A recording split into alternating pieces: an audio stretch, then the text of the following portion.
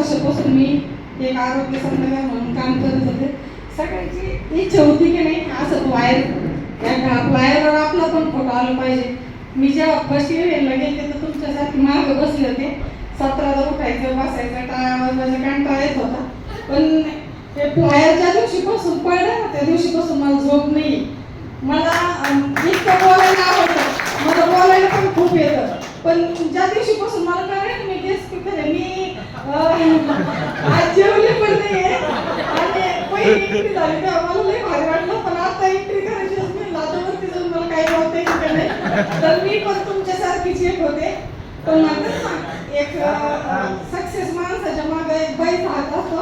पण मी जर मी पाय उभा तर माझ्या मागे आमच्या सरांचा हात आहे.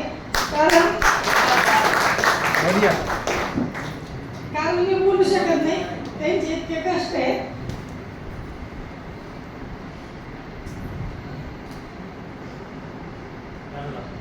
गाणं लावा म्युझिक.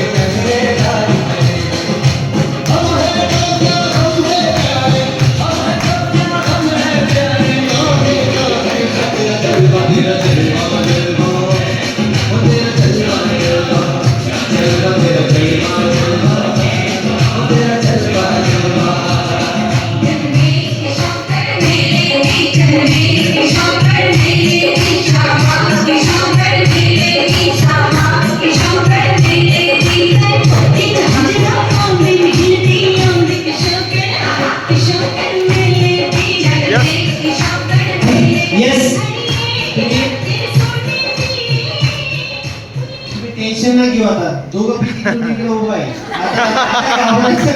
असं बिनधास्त स्टोरी सांगायची. मला सर तिथंच उभा राहा. हा ठीक आहे तुम्ही उभे राहिले तर चालू. पौर्णिमा मॅम साठी जोरदार क्लॅपिंग. पौर्णिमा मॅडम साठी जोरदार क्लॅपिंग करा बॉस. कारण की हे जे स्टेज आहे आरोग्य मंदिराचं जे स्टेज आहे ना बॉस, या स्टेज साठी काय केलंय 5.5 वर्षामध्ये ही जर्नी एकाएकी. कारण की सगळे दिवस आठवतात. मला पण आता ते आश्रू आवडणार नाही, पण आपल्याला कार्यक्रम पौर्णिमा मॅडमची स्टोरी ऐकायची आहे. येस, तर त्यासाठी आपल्याला एक दिवसाची स्टोरी नाही ना ती 5.5 वर्षाची. तर आपण ऐकूया आता पौर्णिमा मॅडम संग. येस, तर जोरदार क्लॅपिंग करा बॉस. सॉन्ग लागल्यावर कोणाच तरी प्रिव्हियस मधली आठवण येते ना. सॉन्ग वाजवत होतं. ऑलरेडी त्यांनी म्हटले ते की तुम्ही काय करू शकता म्हणून मला हे सॉन्ग लावलेलं मला पहिल्यापासून मी ठरवलेलं इच्छा आपण काही नफा सॉन्ग वाजत. कारण त्या व्यक्तीला मला दाखवायचं आहे की तुम्ही करू शकता तर आम्ही का करू शकत नाही. Next team level. पहिल्या महिन्यात मी सुपरवायझर वर्ल्ड टीम आणि 7च महिन्यात मी गेट टीम लेवल पार केली. गेट टीम लेवल पार करायसाठी मी 5 वर्ष अहोरात्र कष्ट केलेले आहेत. पण तिथपर्यंत जाता पॉईंट इतकी होतं, इतका मोठा हे होतं की ते पॉईंट कव्हर करू शकलो नाही. तिथपर्यंत जायचं पण जिद्द सोडली नाही. कारण आम्ही जोडीने आणि गोडीने काम करत होतो. नेक्स्ट आपल्या कंपनीच्या फाउंडर यांच्यासाठी उठून क्लॅपिंग करा. कारण यांनी चालू केलं तर आम्ही म्हणून आलो नसतो आणि कधीच स्टेज भेटलं नसतं.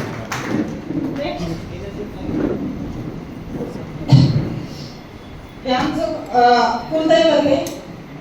नेक्स्ट हे माझे प्रिव्हियसचे स्पॉन्सर आहे. ह्यांच्यासाठी मी क्लॅपिंग. कारण यांनी जर सरांना हा रस्ता दाखवला नसता तर का इथं नसतो आपण आणि वजन वाढत गेला असतो आणि सामुष्य कोरोनाच्या पिरियडमध्ये आम्ही दोघं असतो किंवा नसतो, फक्त या स्पॉन्सरमुळं मी आज या स्टेजवर उभे आहे. हे प्रिव्हियसचे स्पॉन्सर आहे आणि आपल्या मायनीचे स्पॉन्सर आहे. माझ्या स्पॉन्सरसाठी जोरदार क्लॅपिंग, कारण यांच्यामुळं मी आज तुमच्या समोर आहे. नेक्स्ट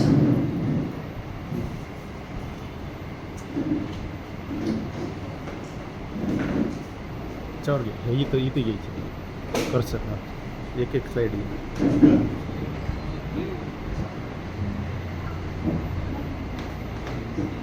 हे जरा लहान काही मुली नाही जमत. मी आणि माझी बहीण आम्ही दोघीच आहे. ऑलरेडी माझे वडील नाही आहे, त्यांना जवळजवळ 17-18 वर्ष झालेली आहे.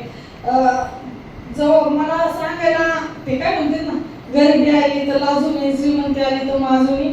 कारण हे जे साडी आहेत ना, आमच्याकडे पहिल्यांदा कुठं गावाला जायचं असेल ना, तर माझ्या आईला साड्या सुद्धा नसायच्या. त्या साड्या सुद्धा कुठं तरी घेऊन मग पण फक्त मी फोटो काढायसाठी या साड्या घेतो. आणि त्या ड्रेसचं एक सांगा, तो ड्रेस या फोटोत काय टाकायला लावला, त्या स्टोरीत काय टाकायला लावलं. आज मनोज सरांनी गिफ्ट केले, माझा हा ड्रेस 7,000 रुपयाचा आहे आणि हा ड्रेस आहे तो फक्त 50 रुपयाचा आहे. तो कोणीतरी वापरलेला आहे. सांगायला मला लाज वाटत नाही की मी अशा परिस्थितीतून इथपर्यंत आलेली आहे. मी करू शकते तर तुम्ही का नाही? आपण जर ठरवलं तर काही पण करू शकतो, पण आपण काय करतोय, आपण म्हणतो की नाही का होतच नाही, करताच येत नाही, होणार नाही. आणि कुणीतरी सांगितलं ना काय खरंय की आपण निगेटिव्ह बोलतो. तर हे फोटोमुळे तुमच्या इकडे लक्षात येईल की 7,000 कुठे देवाचे 50 रुपये कुठं. तर ते 50 रुपयाचा ड्रेस घालणारी मुलगी आज स्टेजवर 7,000चा ड्रेस घालून तुम्ही सगळे मला ऐकताय.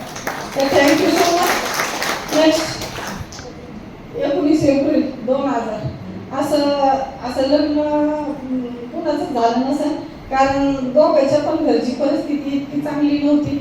दोन्ही पण एकदम सर्वसाधारण घरातून होते. आज म्हणते ना, जेव्हा लग्न जमतं ना, मुली महिना 2 महिने 6 महिने अगोदर किती प्लॅनिंग करतात. हळदीची कोणती साडी घ्यायची, फळाची कोणती घ्यायची, साखरपुड्याची कोणती घ्यायची. ओनली वन मनोज सरांच्या माझ्या लग्नाची ही एकच साडी आहे आणि त्यांचा तो एकच ड्रेस आहे. तो ड्रेस फक्त 500-600 रुपयाचा आहे. आज 2-2 आणि 3-3 हजार रुपयाची जीन्स वापरते ते. पण सांगायचं काय आहे, तेव्हा कशी कंडिशन होती ना, आता कशा कंडिशन मधून आम्ही हा बिझनेस करत करत इथपर्यंत आलोय. नेक्स्ट जय माता दी. मनोज सरांनी आमचं लग्न झाल्याच्या नंतर पहिले मनोज सर बाजार करायचे कॅशेटचे, पण नंतर त्यांनी हा व्यवसाय सुरू केला. हे व्यवसाय सुरू करत करत अशी जर्नी चालू होती, पण म्हणावा असा इन्कम येत नव्हता. नेक्स्ट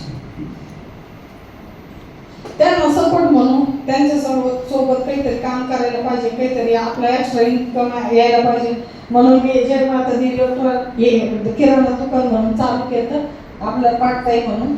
तर नेक्स्ट त्याच्यानंतर हळूहळू बिझनेसची त्याची आवड होती, काहीतरी करून दाखवायची जिद्द होती. कारण तुम्हाला माहिती आहे, कोणी काही करून दाखवलं असलं ना, लोक काय म्हणतात, ते काय सारखं बिझनेस बदलते, त्यांच्याच्याने काही होणार नाही. पण छोटं दुकानाचं करता मनोज सरांनी फक्त 90,000 रुपयावर हे दुकान चालू केलं, हरिओम कलेक्शन म्हणून. नेक्स्ट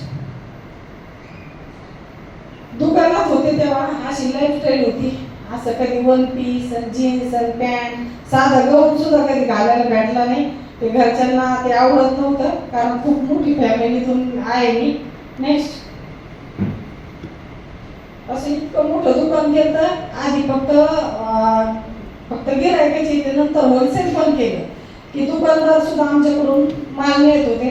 जवळजवळ 80 ते 90 लाख रुपयाचे 1 करोडच्या आसपास माल असेल त्या दुकानात. इतकं मोठं शोरूम केलं. तर फक्त काय सांगायचं आहे फोटोन की 90,000वर 1 करोडचा फासला कसा केला असेल आणि कसं ते दुकान मोठं केलं असेल. नेक्स्ट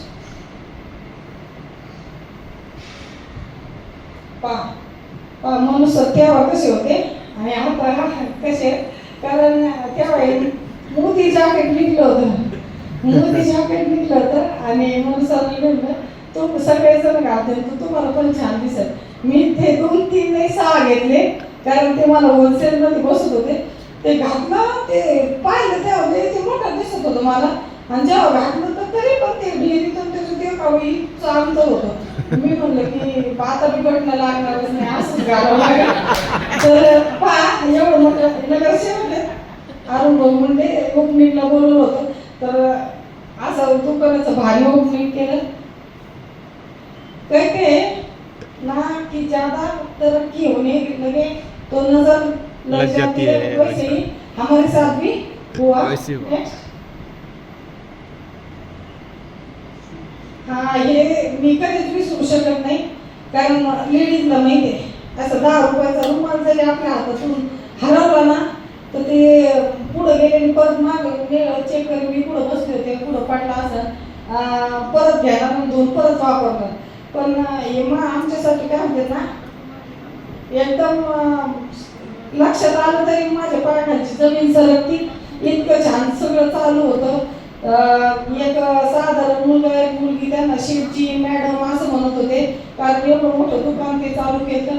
आणि जत्राचं टायमिंग होतं, जत्राच्या टायमिंग मध्ये ते तमाशाचा त्याचा स्पीकरचा इतका जोरात आवाज होता की पहाटेच्या टायमाला चोरी झाली. 4:30 वाजता पेट्रोलिंगचे पोलीस येते ना, त्यांनी मनोज सरांना कॉल केला की तुमचं दुकान फुटलंय मध्ये चोरी झाली. मनोज सरांना पहिल्यापासून आपलं हे असं काही घ्यायचं त्याचा नाद नाही, छोटा मोबाईल होता, एवढे मोठे दुकानदार होते शेडचे जाते. कॉल आला त्यांना की म्हणे चोरी झाली, तर मोबाईल खाली पडला कारण एवढे ओव्हरवेट होते. मेन काय झालं तर म्हणजे आपल्या दुकानाची चोरी झाली. सगळ्यांना बोलवलं कारण तिथं ऑलरेडी सारख्या चोऱ्या होत्या त्या. जर बाहेर जरी पडलं घराच्या तर कोणाला मारायची काही व्हायचं. आणि सगळ्यांना बोलवलं, गल्लीतले सगळे जमा झाले. तिकडं जाऊन पाहिलं तर ते हो खरंच चोरी झालेली.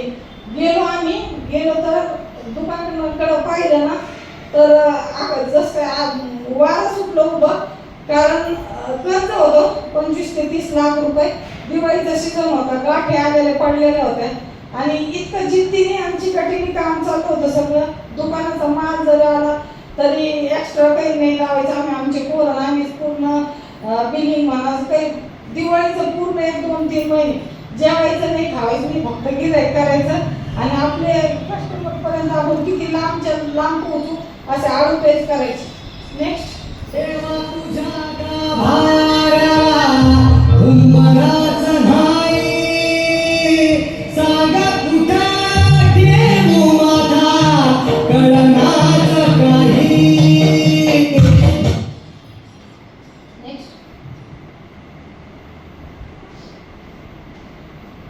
जो भी सारी अचीवमेंट कर ली थी वो सब कर्ज में डूब गई.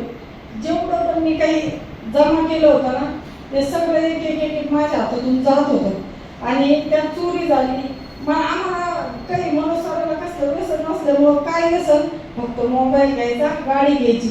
आम्ही दोघांनी जर ठरवलं ना ही विक्स्टा गाडी आहे ना ही शेजारच्यांनी आणली होती.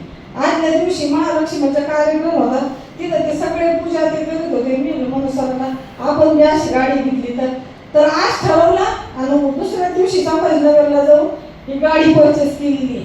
तुमच्या लक्षात आलं का? सांगायचं एवढंच आहे की ठरवलं तर काही पण होऊ शकतं, फक्त आपण ते करायची आपण इच्छा दाखवत नाही. दुसऱ्यांनी कोणी सांगितलं तर आपण निगेटिव्ह बनतो. गाडी होती ना, बँक बॅलन्स होता, सगळं संपत चाललेलं होतं, पण तेवढ्यात हार मानली नाही, काहीतरी करून दाखवायचं होतं आणि करता करता करता नेक्स्ट.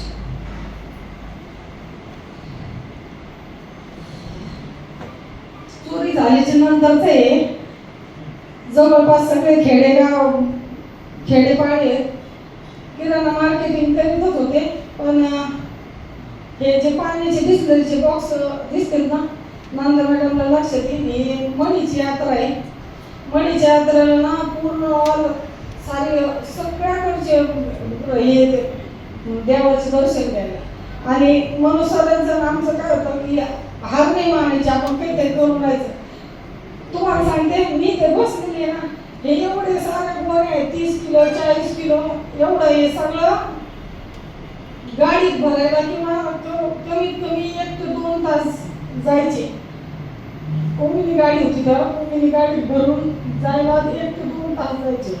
मला अजून पण आठवतं की हे सगळं भरून घेऊन येतो आम्ही आणि धंदा फक्त 105 रुपये लागतात.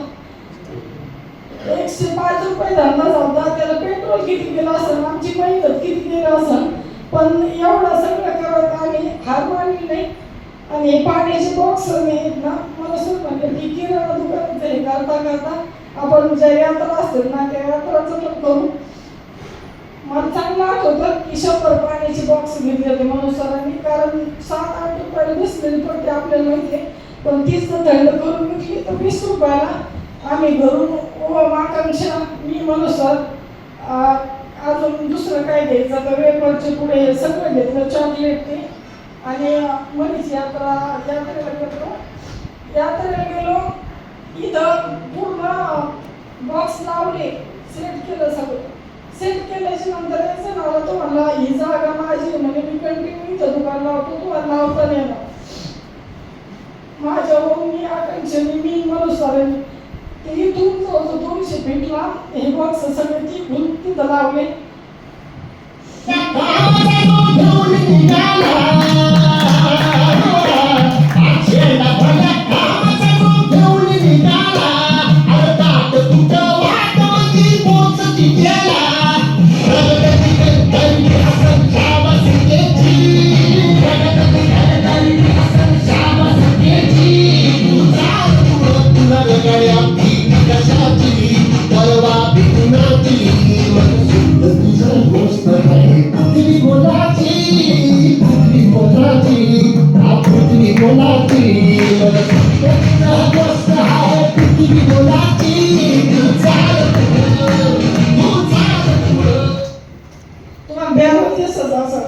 बॅरलमध्ये ना बर्फ घेऊन यायचे माणूस, त्या बर्फाचे तुकडे तुकडे करून त्याच्यात टाकायचे आणि फुल थंडीच्या दिवसात मला वाटतं मडीची यात्रा येते.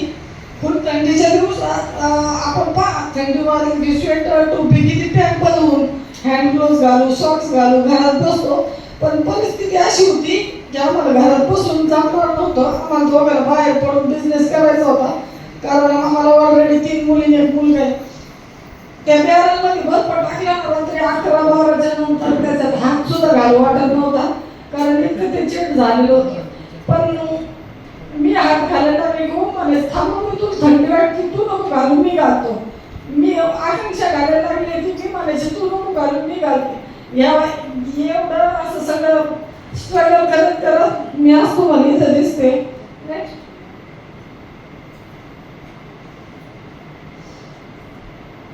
म्हणते ना देवाने सर्वांना हिरासारखं आयुष्य दिले, फक्त एक आग घातले जो चिजे तोच चमके.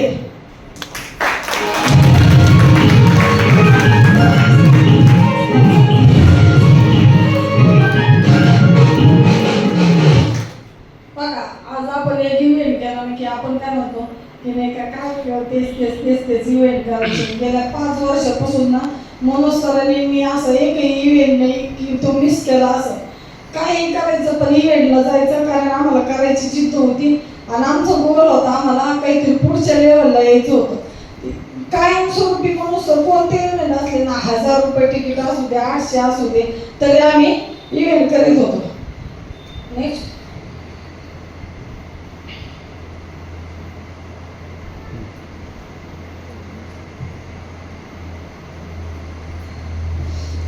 एका दिवस गाडी नसली, गाडीत पेट्रोल नसलं की आपण काय करतो, कंटाळा करतो ना की जाऊ दे काय करायचं उद्या जाऊ उद्या करू. एक दिवस कस्टमरचा अचानक कॉल आला मनोज सरांना की असं असं तुम्हाला संभाजीनगरला यायचंय. मनोज सरांनी पाहिलं नाही तेव्हा गाडी विकलेली होती, कसं जाऊ काय करू, समोरचं गेस्ट काय म्हणा, जर काय बसनी चाले का. मनोज सर म्हणले चला आपण जाऊ आणि आम्ही बसनी गेलो चेकअप करायसाठी. बसनी गेलो आणि हा फोटो ना हा कोरोनातला आहे. कोरोनात एकही लेडीज असो जेंट्स असो बाहेर जात नव्हती का, जरा त्याला वाटायचं आपल्याला झालं तर काय करायचं, आपल्याला झालं तर काय करायचं. पण आम्ही 3 वर्ष ना संभाजीनगर आणि अहिल्यानगर ही लाईन सुटत नव्हती का ते पोलीस पण दिसले ना आणि मला सरांनी तोंडच काढलं. ते म्हणे जाऊ दे रोजच आहे रोजच जाते. पोलीस सुद्धा इतके वाढायला लागले.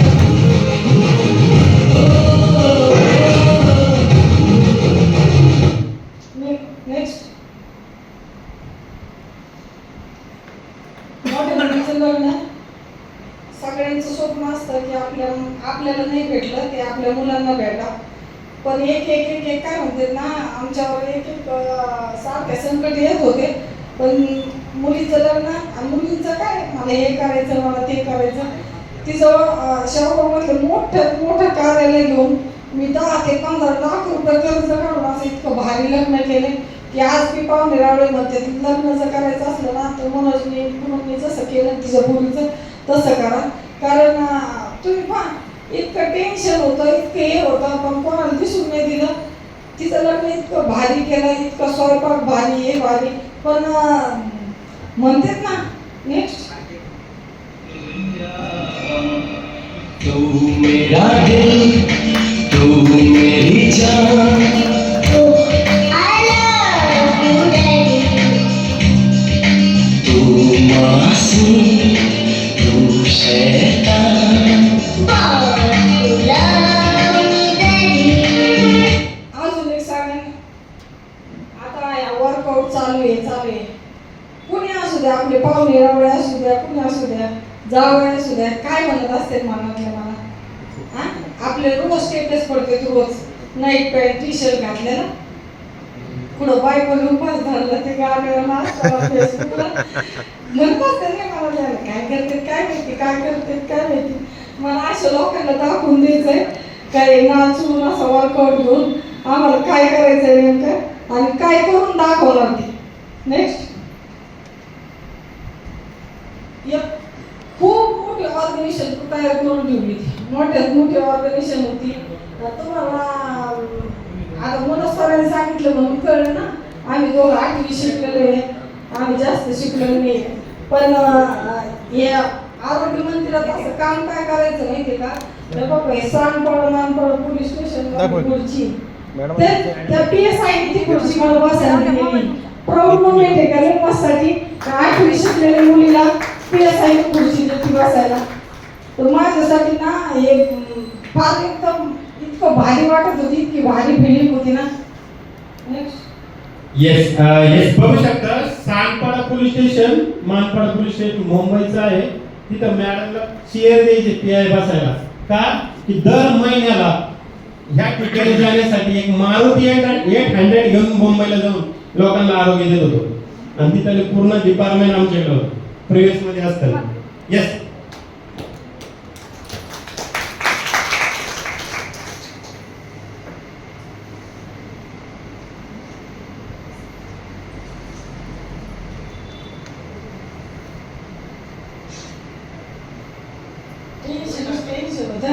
कंडीशन थी 2500 वाले पॉइंट करना है, जो कि मेरे सुपरवाइजर नहीं कर रहे थे. इस वजह से सुपरवाइजर होने के बाद सगळं बंद पडत चाललं होतं ना. प्रिव्हियस मध्ये जे होते त्यांना माहिती पहा, सुपरवायझर व्हायचे आणि सुपरवायझर झाले ना ते बंद पडायचे, ते आर पण नाही घ्यायचे, काम पण नाही करायचे. आता इथं मायनिंग मध्ये आहेत कसं, ते सुपरवायझर बी होतो, 300 व्हॅल्यू पॉईंट असल्यामुळे ते काय करतो, कंटिन्यू काम करतो. प्रिव्हियस मध्ये काय होतं, 4000 पॉईंट झाले की त्याचा स्पॉन्सर त्याच्याकडे लक्ष कमी करायचा, की कारण त्याचे पॉईंट स्पॉन्सरला येत नव्हते ना, त्याच्यामुळं ते त्याच्याकडे लक्ष द्यायचं, बंद पडायचं. ते काय करायचं, ते डिलीट होऊन जायचं. तुम्हाला माझं स्पॉन्सर कोणी मला फोन करतो. आता इथं असं नाही, मायनिंग मध्ये काय सुपरवायझर झाले, ग्लोबल टीम पण झाले, कधी झाले तरी स्पॉन्सर मेट्रो लक्ष देते. संकेत सर म्हणून इतकं लक्ष देते, ते नाही पाहत मला चेक 4 लाईनीपर्यंत येतो, मग मी 10 लाईनीपर्यंत कशाला काम करू. तसं प्रिव्हियस मध्ये नव्हतं. प्रिव्हियस मध्ये ठराविक लोकांकडे लक्ष दिलं जायचं. आणि आता इथं म्हणताय की कुणी तुम्हाला कॉल करतं का, पॉईंट टाका, 1 तारखेला टाका पॉईंट, टार्गेट झालं का टाका पॉईंट. तिकडं काय होतं, 1 तारखेपासूनच 5000 पॉईंट करायचे बरं का, कारण स्पॉन्सरचं तिकडे टार्गेट लागलेलं असेल. ते काय म्हणतो, तुम्ही VIP राहता राव, टार्गेट लाव, हे करा, 5000 पॉईंट राहा. फक्त काय म्हणते 10-12 काजू आणि 10-12 बदामासाठी आपले लोक बापरे दिवस रात्र काम करून तिथं VIP बनायचे. आणि इथं काय चाललंय, इथं म्हणते का 300 सुपरवायझर पण होतच नाही, काम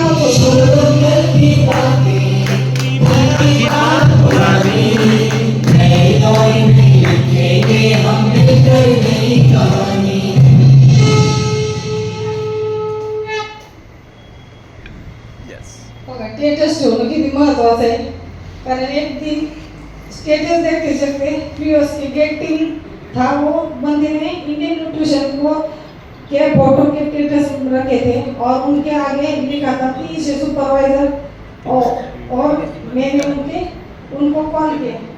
मी स्टेटस पाहत होते मनोज सरांचं, कारण मनोज सर आज होते ना याच्या आधी मी 5 वर्षाची, ते कधी स्टेटस पाहत नाही. मी माझे बी पाहते, त्यांचे बी पाहते, अजून 10-5 मोबाईल असले तर मीच पाहते, कारण माझं काम आवडतं की मला स्टेटस पाहायला आवडतं. स्टेटस पाहिले समोरची व्यक्ती गिफ्टिंग होती ना, मी मनोज सरांना वर्कआउट केलं ना, त्यामुळे मी म्हणलं तुम्ही पहिले बाथरूममधून बाहेर, ते म्हणले काय झालं, म्हणलं 2 मिनिटं यातच नाही. पहा म्हणले मी कोणते तर डबे विकायला लागले, ते स्टेटस ठेवले म्हणून.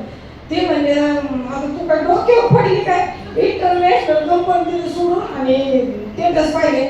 आपल्याला काही नाही करायचं, पण मला संभाजीनगरला जायचं. पण कधी आपली परिस्थिती अशी चालू होती ना, ते 2,500 पॉईंट करून ना, ते काय म्हणते थकूनच गेलतो. ते सारखं माझी पोरगी प्रेग्नेंट होती ना, ती म्हणे पुढचा आता आमचं टार्गेट आहे. ती म्हणे तुमचं टार्गेट पण माझी कधी डिलिव्हरी होईल तुम्हाला कळायचं. मी रात्रंदिवस मनोज सरांना आम्ही पळत होतो. हे स्टेटस पाहिलं, मनोज सर गेले आंघोळ गेले. मी म्हणलं बरं जाऊ दे, गेले मला माहित होतं नंबर कशा नावाचा आहे. मी कॉल केला, म्हणलं सर डायरेक्ट विचारलं, म्हणलं तुम्ही गिफ्टी मेरून कोणते डबे काय लागले. ते म्हणले असं आहे. आणि तरी साहेब तुम्ही सरांना विचारलं का, कारण ते मित्र जरी असले ते सरांना त्यांना भीती वाटली की सरांना नाही विचारलं, मॅडमने डायरेक्ट मी म्हणलं मला पाहिजे तुम्ही काय करता. मला सर म्हणलं मी बोलवलं त्यांना, घरी बोलवलं. ते म्हणले काही नाही बोलायचं, घरी कशाला, आपलं तिकडंच बोलू 2 मिनिटं म्हणे, तिकडूनच कटून देऊ. मी म्हणलं असं करायचं का. त्यांना म्हणलं सर घरी नका येऊ, घरी पाहुणे आलेले, फोन करून बरं बाहेरच बोलवलं हॉटेल साईपूजाला.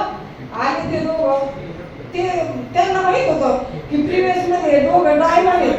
ते आपण काय करतो, एखाद्याने कॉल केला 14 दिवसांनी 14 त्यांनीच त्या दिवशी तो कॉल इग्नोर केला असता, आले नसते ते एवढी मोठी ऑर्गनायझेशन असली का त्यांच्याकडे.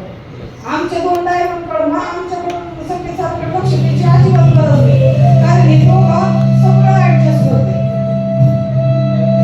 ते आले म्हणून सरांनी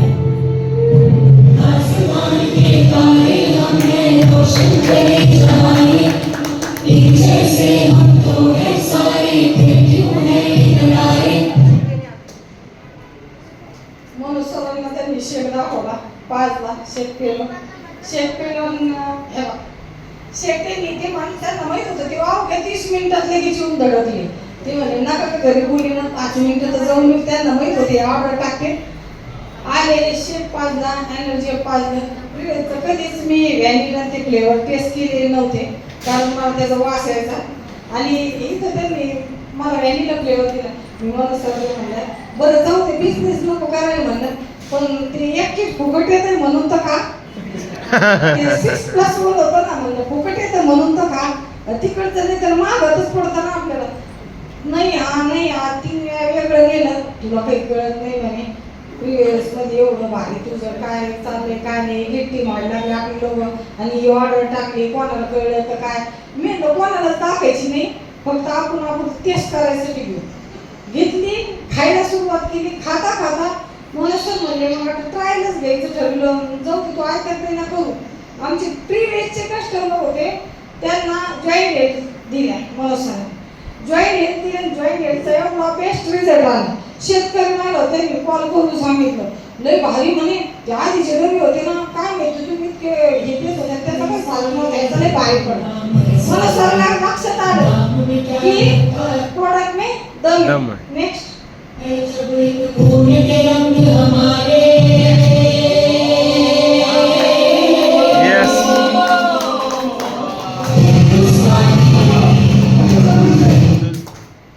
असं गुटगुटीत दिसत होते मी, कारण खाते पिते गरजे होते.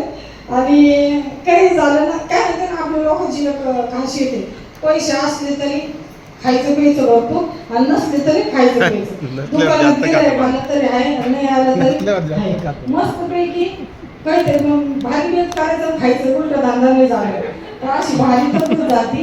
कारण फक्त 37 वय आहे या पोटात माझं, आणि एवढं असं वजन वाढलं होतं, खूप साऱ्या तक्रारी चालू झाल्या आणि तक्रारी होत्या गॅप पडले होते मानक्यात आणि सारखं झोपून राहत होते आणि गोळ्या औषध खात होते. आणि म्हणते ना एखाद्याला ती व्यसन लागलं होतं मला गोळ्या औषधाचं. डॉक्टर आहे तिथं, तर मला कळलं असेल मला काय म्हणायचं. कारण डॉक्टर हॉस्पिटलला गेले ना तर डॉक्टरला पाहिलं तर मी नीट पैसे ती म्हणायची तिथं घ्या म्हणायची आणि ते म्हणले ना आमको तमको ते सांगितलं ना मी लय भारी फळं मारायची मस्त पैकी. ते म्हणायचे आता तुमचं कॅल्शियमच कमी झालं, दूध प्यावं लागलं. दूध पित नव्हते, वासायचा दुधाचा. मग आमच्या आकांक्षाला विलायची पावडर टाकून करून द्यायची, मग प्यायला लागले तर मग हे अशी जाळी होऊन बसली. हे तर गॅप तर नीट नाही झाले पण तब्येत वाढत होती. आणि म्हणून सरांनी तुम्ही सगळे वाढतात म्हणून सरांचा इतका भारी असा रिझल्ट निघला. आज जावई पण दूध तोंडात गोड घालतात आणि म्हणते ते तुझे पप्पा काय करते काय होते आपल्याला अजिबात जमतच नाही म्हणे. ते त्यांना म्हणा बस करा आता वर्क आता काय आमच्यापेक्षा लहान दिसायचे काय बस म्हणे. ते फोटो ते पाहिलं ना तर असं कसं तरी वाटतं मनाला, म्हणजे जावायला सुद्धा आता कसं तरी वाटायला लागले. आता आरती मला आई म्हणती मग आता जावायला तर खरंच कसं तरी वाटायला लागलं. नेक्स्ट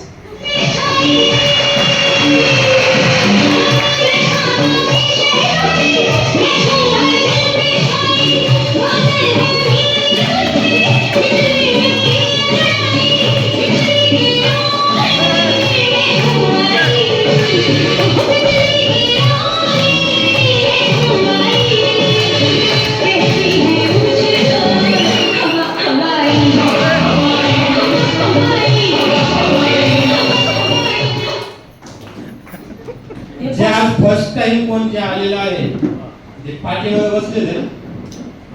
मी पण आम्ही आलेलो हैदराबाद मध्ये मॅडम सांगते आम्ही खाली बसलोय चेअर नव्हते. पण त्यांना सांगू द्या ना. हा तुम्ही सांग.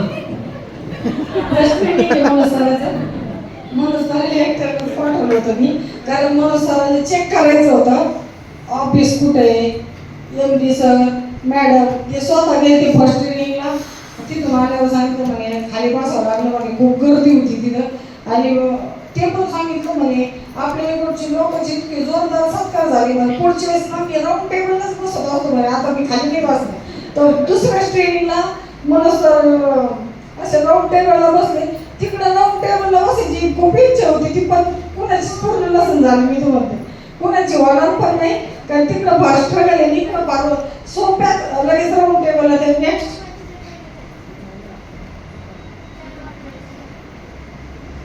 हे फर्स्ट ड्रायव्हर आहेत आमचे संकेत सर. कारण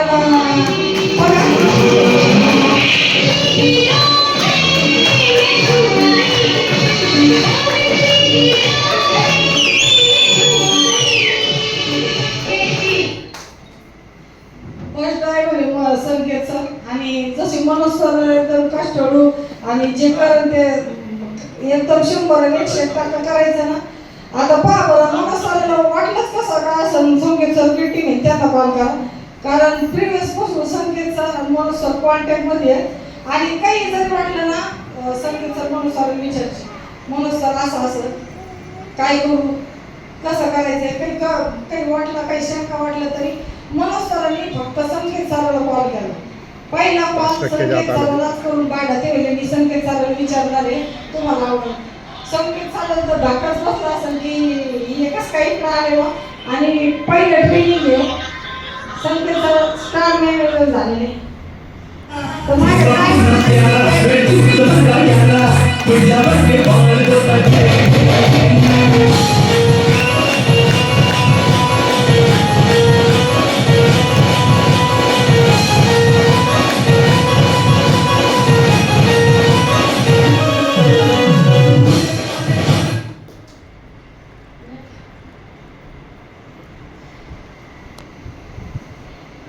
हैदराबादचं इव्हेंट आहे आणि इथं राऊंड टेबलला या पट्टीच्या कशाला बसवलं माहिती का, कारण हैदराबादमध्ये टॉप 10 मध्ये मनोज सर संकेत सर आले.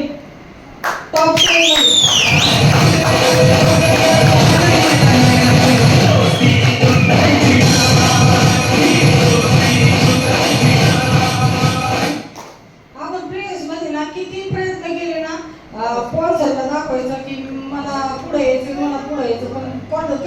आम्हाला येताना आलं, पण महाराष्ट्रातून मला सर आणि संकेत सर टॉप 10 वर आले. असं भारी फिलिंग होतं ना. आणि त्याच्यातल्या त्यात ना आपण पहिलं प्रिव्हियस आपण यांना MD सरांना त्यांना पाहिलेलंच नव्हतं ना, पण आता इथं प्रत्यक्ष MD सरांना सगळं फाउंडर सगळं भेटणं होतं, बोलणं होतं, त्यांचे साईन घ्यायला जाते. नेक्स्ट मला असं भारी असा सत्कार झाला. असं वाटलं होतं ना की आता मी जे स्वप्न पाहिलेत ना ते फार लांब नाही आहेत, कारण आता टॉप 10 मध्ये आले. आता येणारे 1 ते 1.5 महिन्यात ना संकेत सर मनोज सर टॉप 3 मध्ये पाहिजे मला, कारण तिकडचे सगळे स्वप्न हळूहळू पूर्ण होणार आहे आणि पूर्ण होणार 100%, कारण आम्ही प्रयत्न करत होतो. क्या बात है. चलो ठीक आहे काय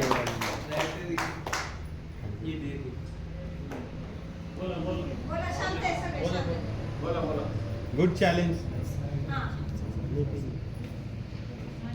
आता मला माहित नाही बरं का, तुम्ही एवढ्यातले 40-50 जणातून किती जणांना कळलं असेल, किती जणांना कळलं नसेल.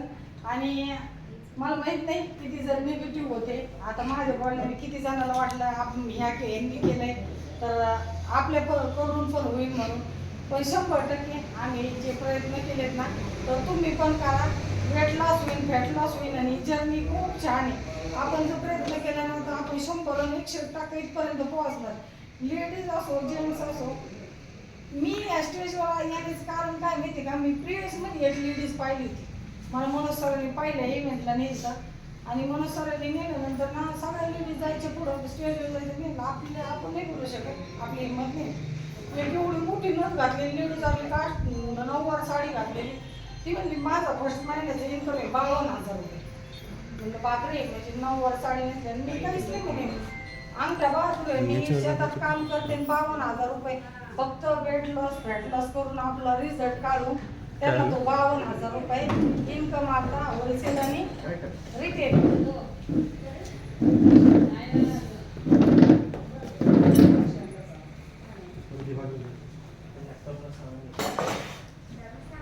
लॅपटॉप इथे घे सर, नाही त्यांना ते बरोबर ठीक आहे. 1 मिनिट सर, त्याच्यात खाली माऊस, या बॉक्समध्ये माऊस, या बॉक्समध्ये